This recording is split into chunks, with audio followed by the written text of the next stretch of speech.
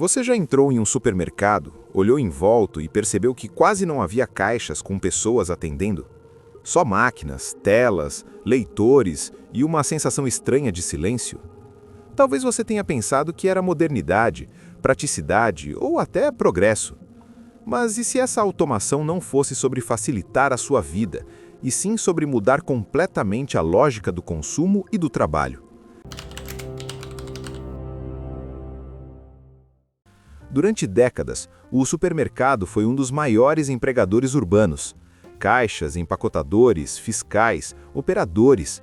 Era um espaço onde milhares de pessoas conseguiam o primeiro emprego, sustentavam famílias e mantinham uma rotina previsível. Mas isso começou a mudar de forma silenciosa. Primeiro vieram os leitores de código de barras mais rápidos, depois os caixas de autoatendimento. Agora, sistemas que identificam produtos automaticamente, reconhecimento facial, sensores e até lojas onde você entra, pega o que quiser e sai sem passar por nenhum caixa. O fim do caixa não chegou de uma vez. Ele foi sendo normalizado. O discurso oficial é simples: agilidade, eficiência, menos filas. E, de fato, para o consumidor apressado, isso parece vantajoso. Você passa seus produtos, paga em segundos e vai embora. Mas por trás dessa conveniência, existe uma decisão estratégica muito maior. Supermercados operam com margens apertadas e custos elevados. Funcionários representam um dos maiores gastos fixos.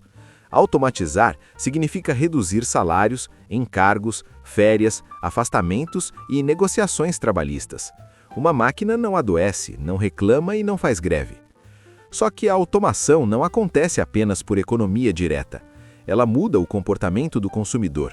Quando você se torna o próprio caixa, passa a fazer parte do processo produtivo sem perceber. Você escaneia, empacota, confere preços e resolve erros.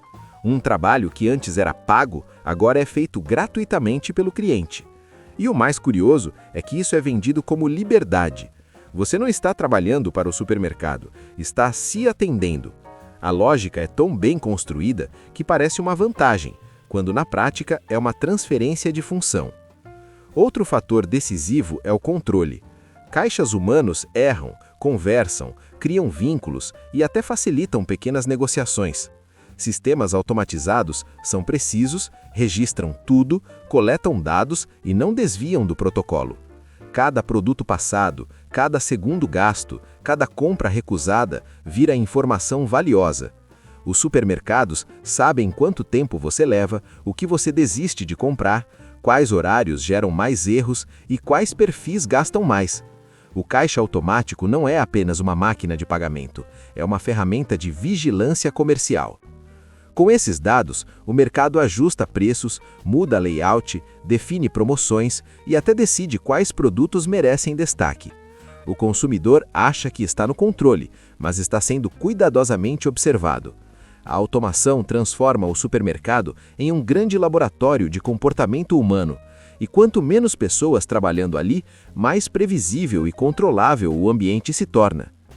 Existe também o fator psicológico. Máquinas não julgam. Muitas pessoas preferem o autoatendimento porque se sentem menos expostas. Não há conversa, não há contato visual, não há constrangimento. Isso cria uma falsa sensação de conforto, mas ao mesmo tempo elimina interações humanas que sempre fizeram parte do cotidiano. O supermercado deixa de ser um espaço social e vira apenas um ponto de transação, rápido, frio e eficiente.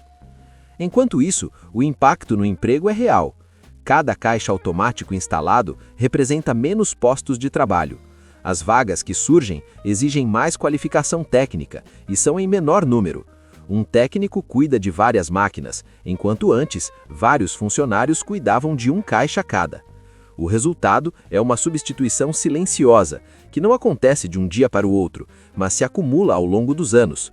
Quando percebemos, a profissão praticamente desapareceu. Os supermercados também argumentam que a automação reduz furtos e erros, mas a realidade é mais complexa. Muitos sistemas ainda falham, geram constrangimentos e colocam o cliente sob suspeita constante.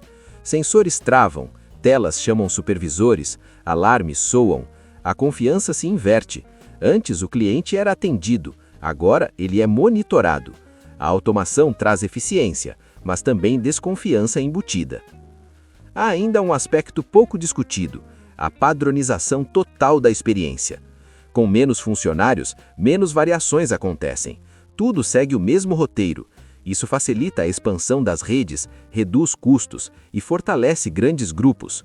Pequenos mercados têm mais dificuldade de competir com esse nível de tecnologia. O resultado é concentração. Grandes redes crescem, pequenos negócios desaparecem. A automação acelera esse processo. Outro ponto importante é o ritmo. Caixas humanos se adaptam ao cliente. Máquinas impõem velocidade.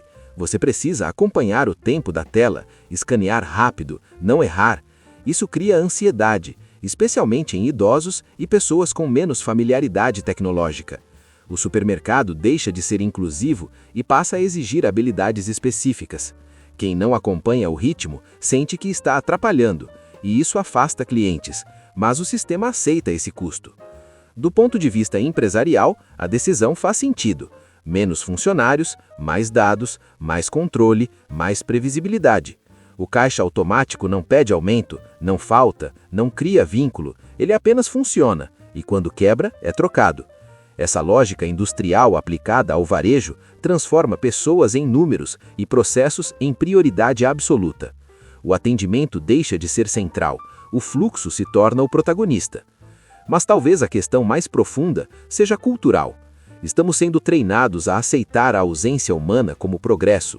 Cada vez mais serviços funcionam sem pessoas. Bancos, atendimento ao cliente, pedidos de comida, compras, tudo mediado por telas. O supermercado apenas segue essa tendência. O caixa é mais uma profissão empurrada para o passado em nome da eficiência. E quase ninguém questiona, porque a mudança vem embalada em conveniência. No fundo, a automação dos supermercados não é apenas sobre tecnologia, é sobre poder. Quem controla as máquinas, controla os dados, os preços, o ritmo e o trabalho. O consumidor participa achando que ganhou autonomia, enquanto o sistema ganha escala e lucro, e o trabalhador some da equação. O fim dos caixas não é um acidente, é uma escolha estratégica, pensada, testada e normalizada. E talvez o ponto mais inquietante seja perceber que essa transformação acontece sem grandes debates públicos. Não houve uma conversa coletiva sobre o desaparecimento dos caixas, sobre o impacto social ou sobre alternativas possíveis. Tudo foi introduzido aos poucos, como se fosse inevitável. Primeiro uma máquina aqui, outra ali, depois um corredor inteiro automatizado. Quando percebemos, já nos acostumamos. E é justamente assim que as grandes mudanças mais profundas acontecem, não com choque, mas com silêncio. A automação dos supermercados nos ensina algo maior sobre o nosso tempo, não apenas sobre tecnologia, mas sobre como aceitamos trocar relações humanas por eficiência, empregos por conveniência e escolhas coletivas por soluções que parecem individuais. A pergunta final talvez seja ainda mais desconfortável. Se até o simples ato de pagar por comida pode ser totalmente automatizado, qual será o próximo trabalho a desaparecer enquanto a gente passa o cartão e segue em frente?